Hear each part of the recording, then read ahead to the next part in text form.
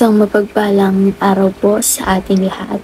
So ngayong araw, since Monday na is magkakaroon tayo ng another series or new series para talakayin, di ba? So ngayong araw is yung first day natin ng pagtalakay sa ating panibagong series nga, which is Experiencing God's Peace. But today, magfo-focus tayo sa ating topic na sentinel of our minds and hearts, or sentinel of our hearts and minds. So when we say sentinel kasi, ibig sabihin nun, kumbaga soldier or guard, nagki-keep watch, ganon. So dahil nga sabi rito, sentinel of our hearts and minds, ang tinutukoy dito is yung nagki-keep watch sa ating mga puso at isipan, di ba? So, in connection to our topic for today, ang Bible verse na ating tatalakayin ay ang Philippians chapter 4 verse 7. In English Standard Version, "And the peace of God, which surpasses all understanding, will guard your heart and your minds in Christ Jesus."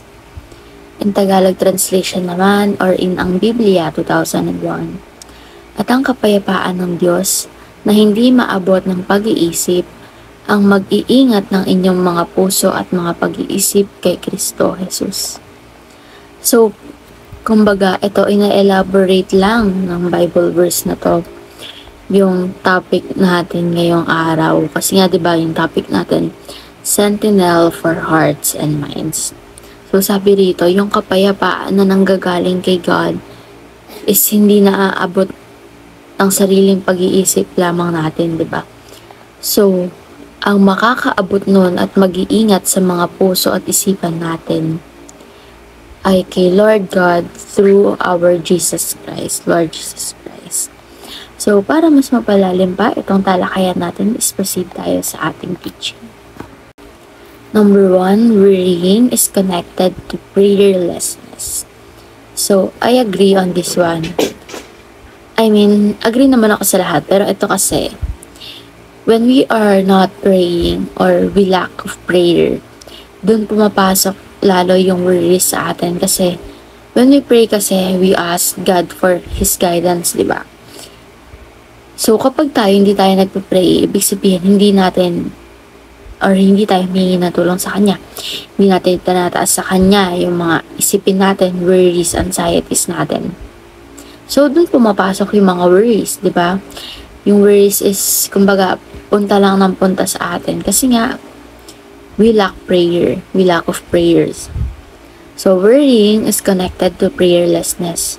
Or rather, worrying is equal to prayerlessness. Number 2, prayerfulness leads to God's peace. So, when we pray kasi, kapag puspos tayo sa pag-pray, ililid tayo nun sa kapayapaan. Hindi lang dun sa typical na kapayapaan na alam natin. Yung kapayapaan kasi na to, yung tinutukoy dito sa ating devotion is yung kapayapaang galing sa ating Panginoong Diyos. So, sabi nga dun sa Bible kanina, sa Bible verse, yung kapayapaang galing sa Diyos na yon ay hindi maaabot ng pag-iisip lamang natin, di ba? Gaya nga sabi rin dito sa ating teaching, yung pagiging puspos sa pagdadasal, ayun yung maglilid sa atin sa kapayapaan ng ating Panginoong Diyos. And number 3, God's peace is the sentinel of the heart and mind. So, di ba, ito yung ito yung series natin ngayon eh. God's peace is the sentinel of the heart and mind. Ito pala yung topic natin for today. So, yung kapayapaang binababa sa atin ni God, yung kapayapaang nagmumula sa Kanya, ayun yung pinaka nag-guard sa ating mga puso at isipan. Hindi nahayaan ng kapayapaan na galing kay God na pasukin tayo basta-basta ng anxieties natin, ng worries, di ba? Kasi alam ni God na we are very faithful towards Him. Especially, yung mga taong alam niyang nagtitiwala talaga sa Kanya. Yung mga taong faithful sa Kanya. So, hindi niya hahayaan na pasukin basta-basta ng mga anxieties, worries, or kahit ano pang isipin niya, mga negative thoughts yung tao na yun. Dahil ibibigay niya yung kapayapaan na nararapat para sa tao na yun.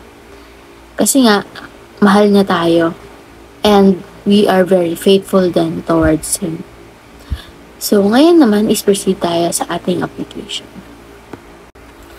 So, itong application natin is ito yung kaakibat ng teaching natin. Kung mayroon tayong teaching, syempre mayroon dapat tayong application na i-apply natin sa sarili natin after nating marinig yung teaching. Number 1, surrender our worries through prayer. Diba kanina ba nababanggit yung prayerfulness, prayerlessness, diba? So, we should surrender our worries, anxieties, and everything through prayer. Number 2, swap all our concerns for God's peace. And number 3, shield our hearts and minds through God's peace. So, by now, we should be able to elaborate what are the worries that we have to swap for God's peace.